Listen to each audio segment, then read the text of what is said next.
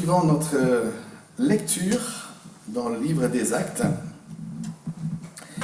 Et nous sommes en chapitre 6. Nous voulons lire les premiers 7 versets sous le thème « Servons Dieu et notre Église avec nos dons pratiques ». Servons Dieu et notre Église avec nos dons pratiques. Et voilà le texte qui est tiré du 6e chapitre, à partir du verset 1er jusqu'au verset 7, qui voudrait nous faire la lecture. Voilà. Un micro se libère. Maintenant, il faut une voix qui se libère.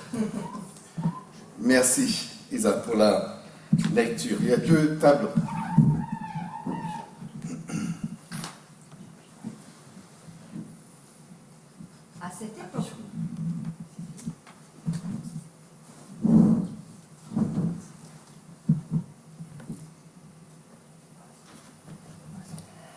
À cette époque-là, alors que le nombre des disciples augmentait, les hellénistes murmurèrent contre les Hébreux parce que leurs veuves étaient négligées lors des distributions quotidiennes.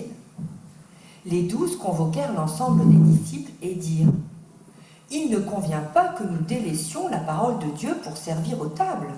C'est pourquoi, frères et sœurs, choisissez parmi vous 7 hommes de qui l'on rend un bon témoignage, remplis d'Esprit Saint et de sagesse, et nous les chargerons de ce travail. Quant à nous, nous continuerons à nous consacrer à la prière et au ministère de la parole. » Cette proposition plut à toute l'assemblée.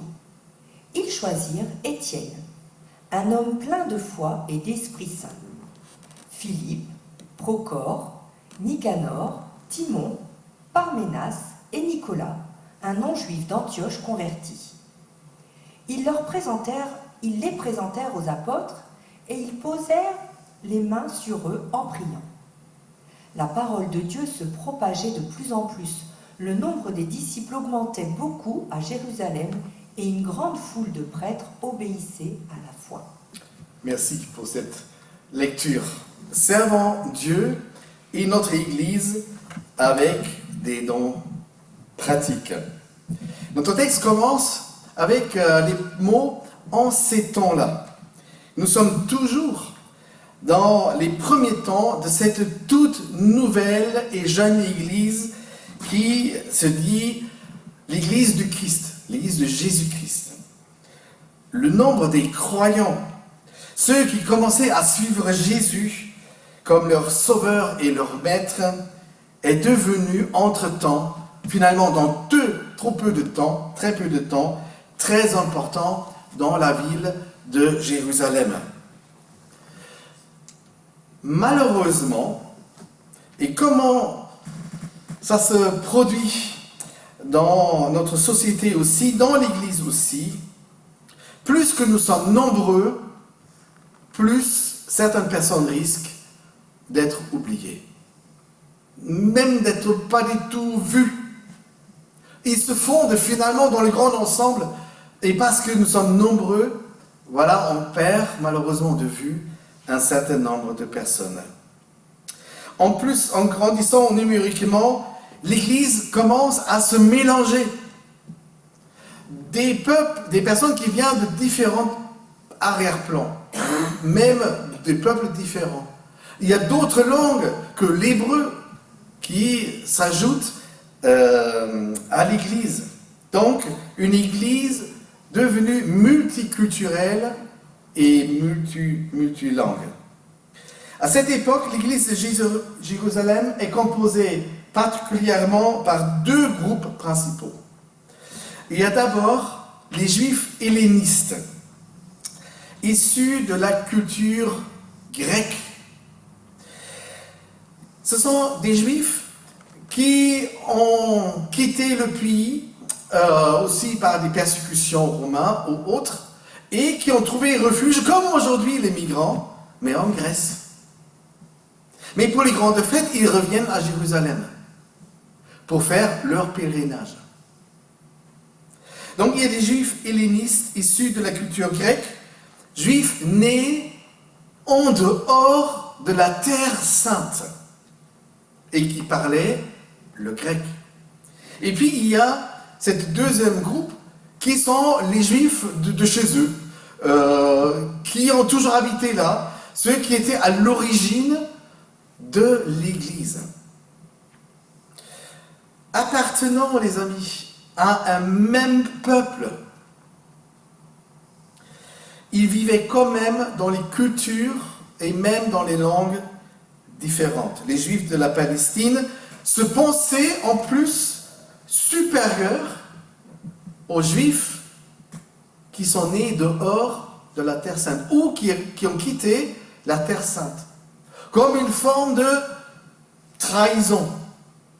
Vous n'êtes plus restés sur le pays de notre père Abraham. Vous avez délaissé les promesses que Dieu a données. Oui, il peut facilement se constituer une pensée de supériorité, aussi au sein même de l'Église.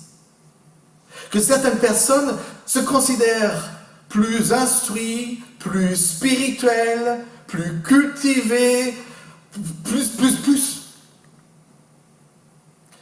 Même devenus chrétiens, et en faisant désormais partie d'une même famille, la famille chrétienne, désormais faisant partie d'un même peuple, le peuple de Dieu, malheureusement, il existe parfois un mépris mutuel et manifeste. Des gens qui se disent frères et sœurs, mais qui pensent plutôt cousins et cousines, au lieu frères et sœurs. Et ça, au sein même de l'Église. Voilà la question. Comment est-ce possible que dans l'Église, un groupe défavorise un autre? Soit ils n'ont pas remarqué qu'ils commencent à négliger certains frères et sœurs. Ou, pire, ce que dit le texte, ce que ne dit pas le texte, ils font exprès. Ils font exprès. Ce n'est pas exclu. C'est même dans notre société actuelle qu'on considère certaines cultures inférieures, certaines religions ne faisant pas partie de ce qui est la France, la bonne, la vraie. Nous avons toujours un regard critique et notre jugement se porte sur ce que moi je suis et ce que les autres sont par rapport à moi. Ils ne sont pas comme moi, ils ne viennent pas de chez moi, ils parlent une autre langue, ils ont une autre façon de croire. Comment c'est possible que dans l'Église, un groupe peut défavoriser un autre? Comment ne pas faire jouir des mêmes privilèges tous les frères et sœurs, qu'importe leurs origines, qu'importe leurs arrière-plans, qu'importe leurs histoires actuelles? De faire jouir des mêmes privilèges sans exception, et qu'importe leurs appartenances et leurs origines culturelles. Nous voilà dans les premières pages qui sont écrites dans l'histoire de l'Église de Jésus-Christ. Nous sommes confrontés à un très très sérieux problème de favoritisme. Des privilèges qui ne sont pas partagés entre tous. Nous ne savons pas combien de temps ces injustices graves et qui ont provoqué des tensions fortes entre ces deux communautés, entre frères et sœurs en Christ, ont déjà duré. Mais ça devait être duré déjà à un moment, parce que ça commence à exploser. Dès maintenant, elles sont éclatées aux yeux de tous ces problèmes, et plus personne ne peut encore les nier ni ignorer. Si disons oubli. Ah, désolé, on a oublié à partager le nécessaire avec certaines personnes. Non, non. Il ne s'agit plus des oublis. C'est maintenant un problème criant. Et un grand nombre de frères et sœurs en Christ ont bien empoisonné le climat fraternel au sein de l'Église à cause de leur favoritisme, à cause des, disons, oublis, pour ne pas dire à cause de leur mépris. D'après vous, qu'est-ce qui fait la force et la qualité d'une Église de Jésus-Christ? L'union. L'amour, L'union, l'amour, La foi. la foi, la joie, la joie, la paix. la paix, Dans l'union et l'amour est déjà la paix. la solidarité, la bienveillance, le souci de l'autre, la générosité, les amis. C'est la force et la qualité qui désignent une Église chrétienne en bonne santé. Certes, à partir d'un certain nombre, on arrive à plus connaître tout le monde. On dit à partir du moment où une Église commence à dépasser les 80, 100 personnes. Mais ce n'est pas une raison de ne plus regarder, de ne pas prendre conscience de ce que les uns et les autres vivent, d'être sensible aux besoins des uns des autres. Les amis, ça fait la force et la qualité de l'Église. Oubliez la prédication. C'est la foi vécue en pratique. Ce qui est vu et vécu en première approche avec l'Église. L'unité, la fraternité, la spiritualité et la solidarité de l'amour fraternel. Ça me fait penser à la devise de notre République française qui dit quoi? Liberté, égalité, fraternité. J'ai l'impression que la République a copié sur la Bible. Elle a carrément copié sur ce que sont à la fois force et qualité, en pluriel, de l'Église. Égalité. Je voudrais oublier personne, je maîtrise personne, j'ai aucun favoritisme. L'autre, même avec son arrière-plan différent à moi, c'est mon égal. Nous sommes frères et sœurs. C'est pour ça que j'ai la liberté de penser à eux en premier. Et puis, je vis d'une manière pratique la fraternité. Et je voudrais avoir des frères et sœurs et pas être avec des cousins et des cousines à l'église. C'est donc sur ces qualités fortes ainsi que sur sa vocation spirituelle que le danger guette l'église. Comment c'est possible que des qualités peuvent devenir défauts? Comment c'est possible que les qualités et la force provoquent finalement le contraire de ce que l'Église peut vivre dès son intérieur? C'est tout simplement si les qualités sont corrompues, soit par notre personne que nous sommes, par notre caractère, par nos exigences, par notre manque de foi. Ce que Dieu a donné comme force et qualité se transforme facilement aussi en danger. Et puis, il y a un acteur au sein de l'Église qui s'appelle le destructeur, le meurtrier. On lui donne aussi le nom du diable. Les amis, le diable habite agréablement parmi nous. Et vous savez pour quelle raison? Nous étions à lui à un moment donné dans notre vie. Il connaît exactement sur quelle corde jouer pour nous faire ce qui seront nos mauvais réflexes. Ce qui habite aussi en moi. Parce que le bien que je veux qu'il habite en moi est quand même accompagné, cohabité par tout le mal dont je suis capable. Que tout le mauvais dont je suis capable.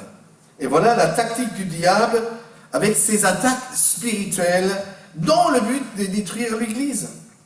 Au début, nous avons lu qu'il commençait par l'opposition qui était dressée contre l'Église, mais venant de l'extérieur.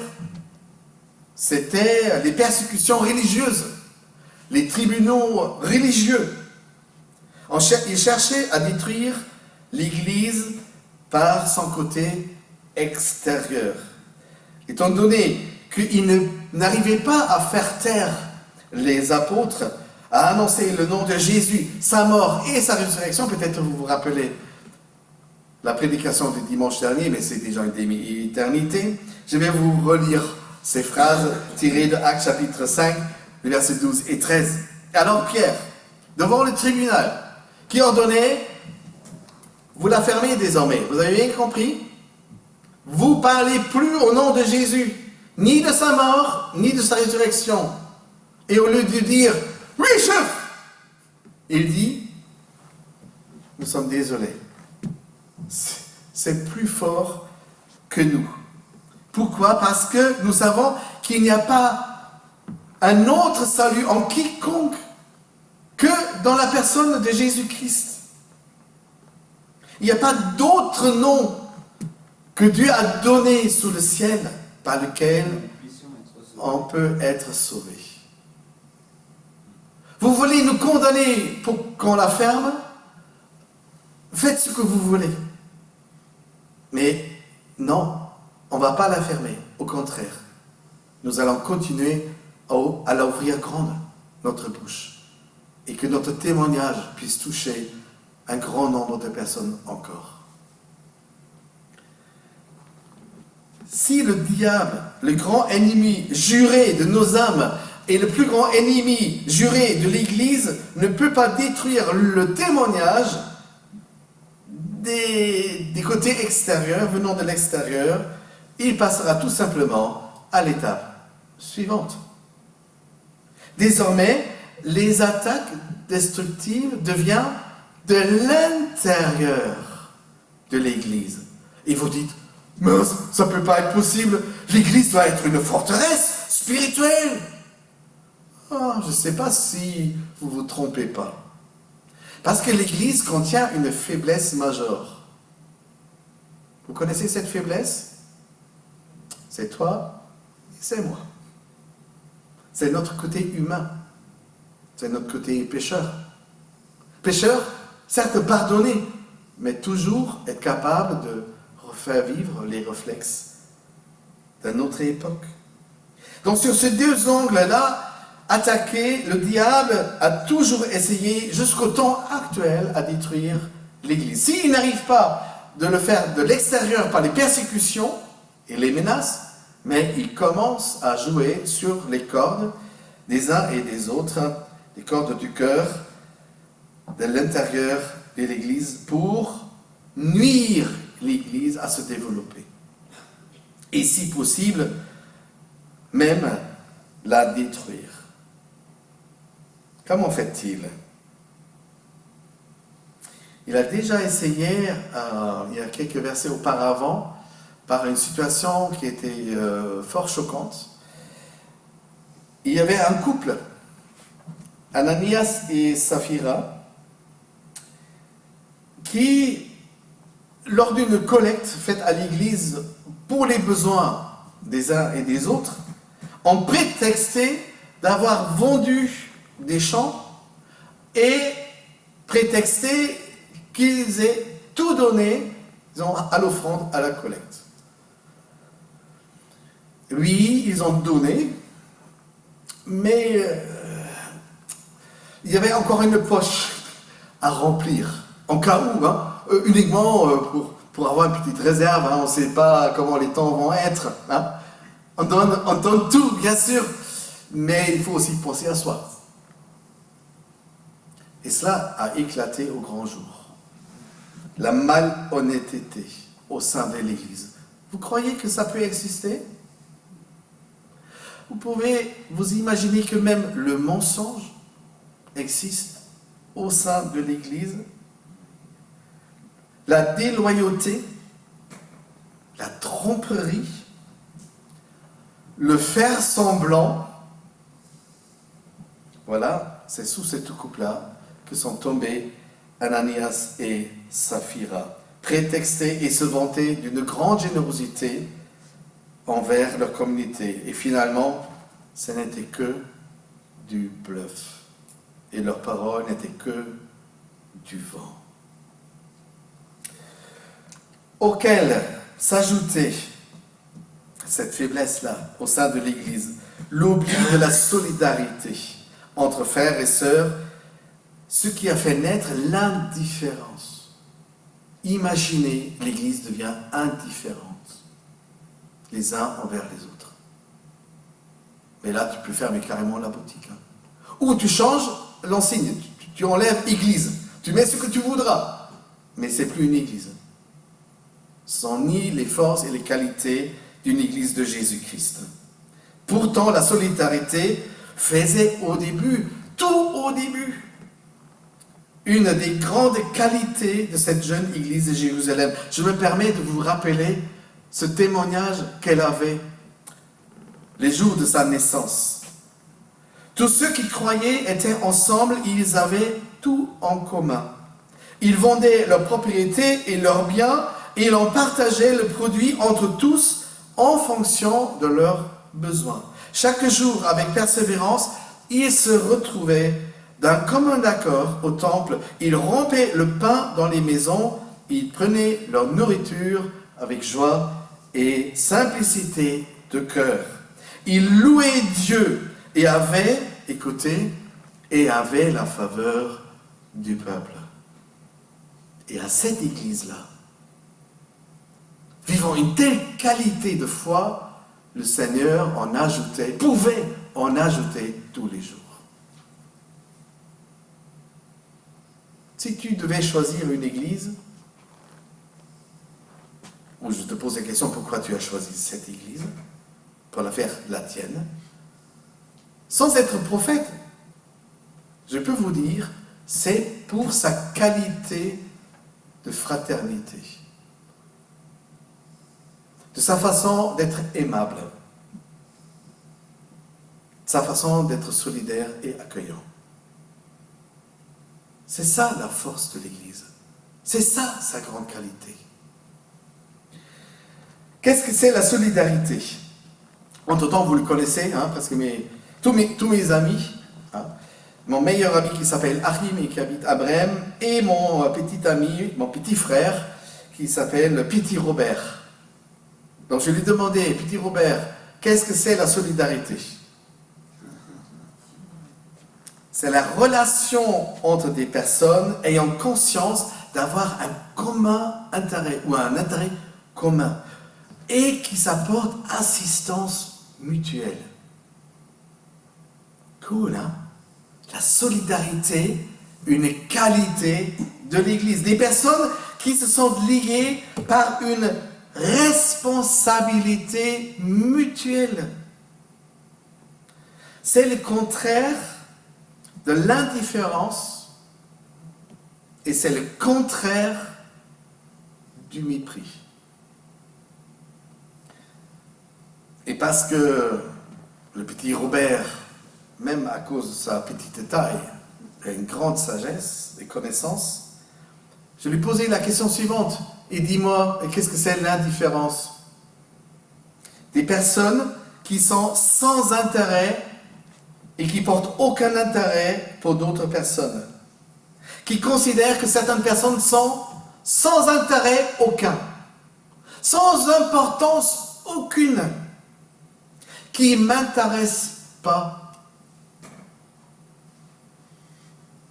Comment ne pas oublier, les amis, ceux et celles dans l'Église qui sont dans le besoin.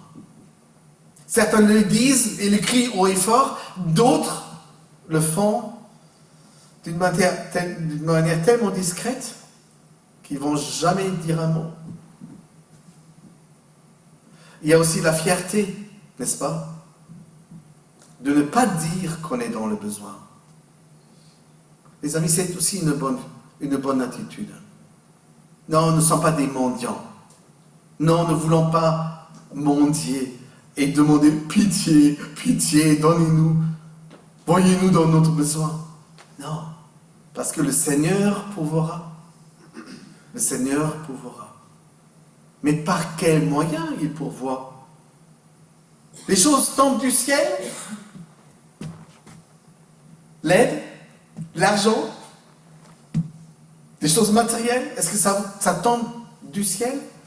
En général, non. En tout cas, j'étais jamais témoin que c'est tombé. Oui, c'est tombé. Des mains qui voulaient aider. Et ça tombait de leurs mains. Et donner. Ça tombait même des poches. Parce que certaines personnes ont mis la main à la poche. C'est tombé bien parce que les gens donnaient de leur temps. Oui, en quelque sorte, ça tombe toujours. Parce que les bienfaits de Dieu nous viennent d'en haut. Si Dieu pourvoit, ça ne tombe pas du ciel, c'est déjà distribué parmi nous. À nous de vivre le partage.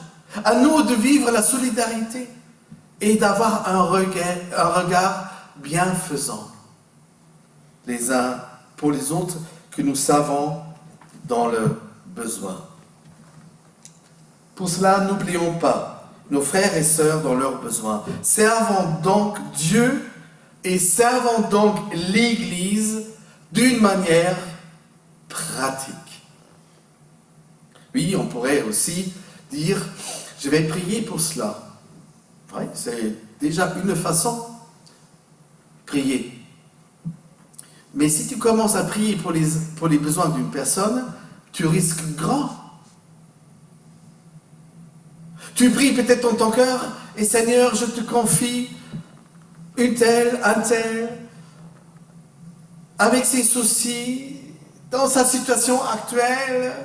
Oh Seigneur, fais quelque chose. Et tu risques peut-être d'entendre, oh ça tombe bien qu'on se parle. Parce que ça serait toi. Vu que tu étais déjà en train de m'en parler, pourquoi ça ne serait pas toi qui viens en aide? Pourquoi tu ne regardes pas toi-même ce qui est dans tes possibilités à toi? Non, nous ne pouvons pas aider pour tous les besoins parce que nos capacités sont limitées.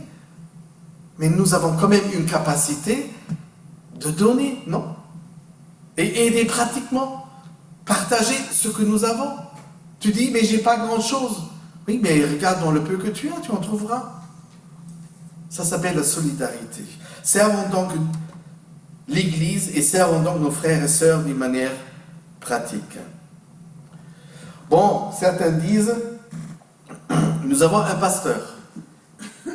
Il s'en occupe, comme le bon berger, qui a en vue tout le troupeau, des uns et des autres.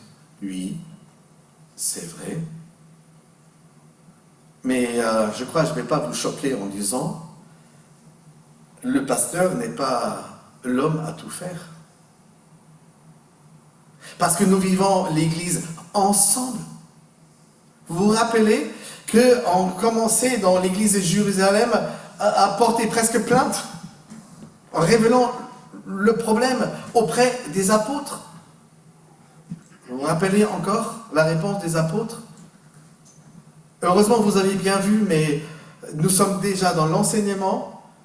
Nous nous occupons de la prière et de l'ensemble de la communauté. Et si on partageait les besoins des uns des autres sur plusieurs épaules? Non, le pasteur n'est pas l'homme à tout faire. Le conseil de l'Église, ce n'est pas le groupe à tout faire. Prendre conscience, oui, et réfléchir comment les uns et les autres peuvent ensemble porter l'Église, non pas seulement dans leur cœur, mais sous ses bras et sous leurs épaules. Les tâches de l'Église, les tâches pratiques de l'Église se partagent et reposent toujours sur plusieurs épaules. Déjà parce que c'est plus facile et plus léger à porter. Le ministère des apôtres se consacrait à proclamer l'Évangile, se consacrait à la prière et se consacrait à l'enseignement. Pour faire face et pour répondre à ces besoins criants, l'Église va commencer à chercher en son sein des hommes qui vont prendre le problème en charge. Des personnes qui vont désormais se consacrer à ce ministère, à guetter les défaillances qui existent dans la distribution des différents groupes dont l'Église est composée, afin que personne ne soit plus oublié dans l'Église. Verset 3. C'est pourquoi, frères et sœurs, choisissez parmi vous 7 hommes et qu'ils en rendent. Et un des critères, c'est qu'ils rendent un bon témoignage, qu'ils soient remplis du Saint-Esprit et qu'ils soient remplis de sagesse. Et ces gens-là, on va les charger avec ce travail. Faut-il avoir un don spirituel pour aider l'Église d'une manière pratique? Qu'est-ce que vous croyez? Qu'est-ce que vous pensez? Est-ce qu'il faut avoir un don spirituel pour voir une personne dans un besoin et lui apporter assistance? Non. Bien dit. Non, surtout pas. Imaginez, quelqu'un vient chez toi en disant « Écoute, je sais que tu as un peu de temps, de disponibilité. Est-ce que tu pourrais t'occuper de faire le taxi pour quelqu'un qui a des difficultés à se déplacer ?» Et tu dis « Oh, je veux bien, mais mince, je crains que je n'ai pas le don spirituel pour ça. » Bonne excuse. Mauvaise excuse. Par contre, il existe effectivement une action du Saint-Esprit chez certaines personnes qui ont vraiment envie, grande envie, ils attendent que ça. Ou ils ont une grande facilité et disponibilité ou générosité d'aider. Tout le monde peut aider. Mais si tu as un don spirituel dans ce domaine, c'est encore mieux. Pourquoi? Parce que le Saint-Esprit accorde et il équipe certaines personnes du don de servir. Nous avons tous des dons différents, dit l'apôtre Paul, et nous ont été donnés par la grâce de Dieu. Parce que Dieu a appelé certains parmi nous à servir. Dieu a donné le don de service, qui est la capacité particulière de discerner avant que les gens viennent chez toi en disant « Est-ce que tu pourrais t'en occuper ?» Tu as déjà vu. Pourquoi? Parce que le Saint-Esprit te conduit dans des situations où il voudrait que tu sois la personne qui apporte assistance. De discerner et accomplir des tâches pratiques et prioritaires de l'Église. Parce que si l'Église commence à oublier les uns et les autres, l'Église a perdu un grand objectif, d'être fraternelle, d'être solidaire. Une autre expression pour ceux qui ont reçu le don de service, on les appelle aussi les diacres ou les diaconesses. Et ça vient du mot diaconie. En grec, diakonos voudrait dire tout simplement service. Être au service. Être conduit par le Saint-Esprit pour servir. Donc, je vous invite à devenir serviteur et servante dans votre Église. Tu as un don pour cela ou tu n'as pas de don? D'une manière ou d'une autre, c'est la tâche à nous tous d'oublier personne.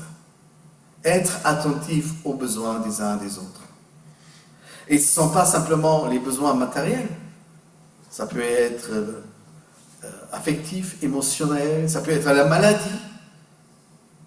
En tout cas, le Saint-Esprit voudrait te conduire, ouvrir tes yeux pour te mettre en contact avec les personnes à qui il voudrait faire apporter assistance grâce à toi.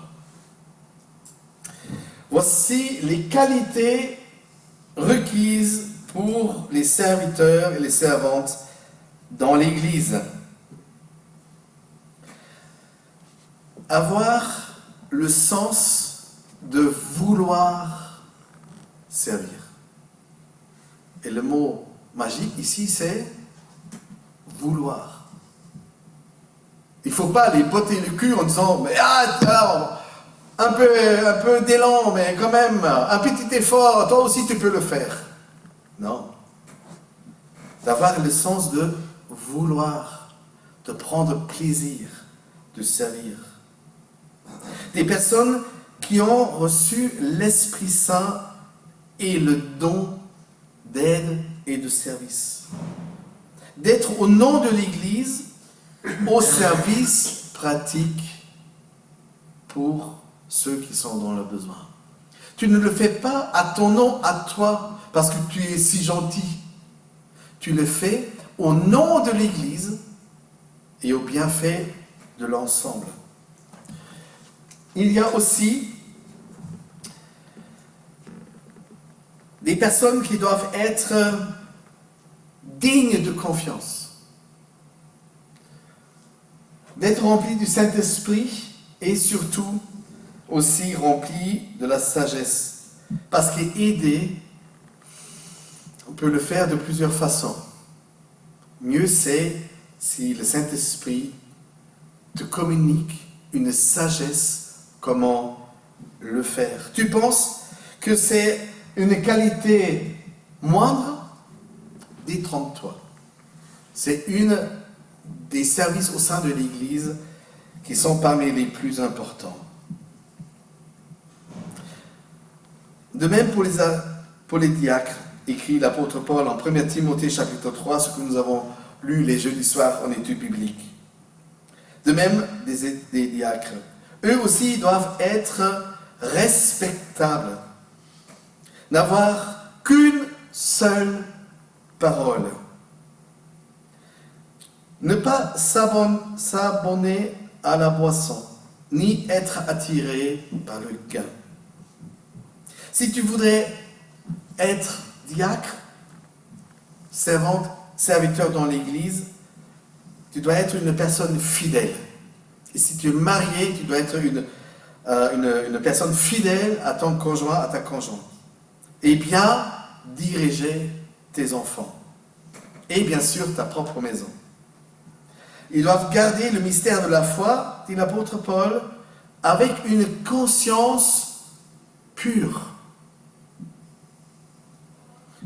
Qu'on les mette d'abord à l'épreuve. Et qu'ils exercent ensuite leur ministère, s'ils sont sans reproche. J'ai l'impression que ce n'est pas pour les serviteurs. Hein. Vous ne trouvez pas que la barre est assez haute? Détrompez-vous. C'est la barre pour les serviteurs. Ce n'est pas pour ceux qui prêchent la parole. Ça aussi. Mais si tu penses que aider, c'est le petit plus qui s'ajoute à la communauté comme un don parmi les plus moindres, mais détrompe-toi. C'est la qualité que Dieu veut que tu aies, que tu puisses recevoir pour bien remplir ce ministère de serviteur et de servante. Parce que le texte continue sur le service. De même les femmes diacres, pas les femmes des diacres, non, les femmes diacres doivent être respectables, non médisantes, sobres, fidèles en tout. En effet, ceux et celles qui ont bien rempli leur service gagnent l'estime de tous et une grande assurance dans la foi en Jésus-Christ. 1 Timothée, chapitre 3. Le ministère du service ou de la diaconie, les amis, c'est un des piliers, ce qui fait le fondement de notre Église. N'oublions pas. Un des piliers sur lesquels Jésus-Christ construira son Église. Une Église ayant cette force et cette qualité, le Seigneur pouvait, disait les paroles, ajouter tous les jours d'autres personnes, sans hésitation. Aujourd'hui, ça s'appelle sans modération. Plus que notre Église croîtra en nombre, plus nous aurons besoin de tels ministères. Parce que plus l'Église sera grande, plus grandes seront aussi les besoins des uns et des autres. Et c'est bien comme ça. L'Église est un lieu où tu peux venir tel que tu es. Tu n'as rien à apporter qu'à toi-même et ta confiance en Jésus. Et ce que le Saint-Esprit t'a donné, t'a équipé pour servir, mais c'est dans l'Église où est un lieu d'exercice par excellence. Connais-tu déjà, est-ce que tu connais déjà les dons du Saint-Esprit? C'est avec cela que nous avons commencé il y a un an, vous vous rappelez? Et nous avons vu mettre en pratique plusieurs dons déjà à l'Église. Et nous n'avons pas encore fini. Et nous n'avons pas encore fini. Saurais-tu découvrir les besoins dans ton Église, dans notre Église, et te mettre à disposition, pour la servir? En conclusion, j'aime bien cette phrase qui est finalement un témoignage, pas des chrétiens, mais le témoignage des non-chrétiens en voyant l'Église. Regardez comment ils s'aiment. Les amis, l'amour a un aspect très pratique. Parce que dire « je t'aime », c'est déjà bien.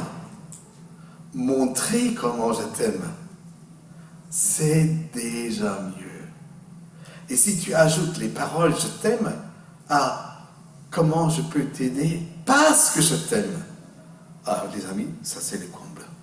Là, on peut pas mieux faire. Je ne sais pas comment on peut mieux faire que dire « je t'aime » et je te montre mon amour d'une manière tout à fait pratique. Pourquoi nous ne voulons pas oublier quelqu'un à l'Église? La raison est très simple. Chaque personne, toi, vous tous, nous tous ensemble, nous sommes importants l'un pour l'autre. Et nous sommes des gens précieux. Déjà, aux yeux de Jésus, nous sommes des gens précieux. Qu'importe ce que tu penses que tu sois, sache que tu es une personne précieuse. Comment ne pas considérer nos frères et sœurs aussi précieuses que Dieu les voit? Regardez comment ils s'aiment. Chacun et chacune a une valeur inestimable. Et pour cela, nous voulons être à la disposition. Nous voulons être solidaires. Nous voulons être disponibles. Et nous ne voulons pas oublier quiconque. Prions.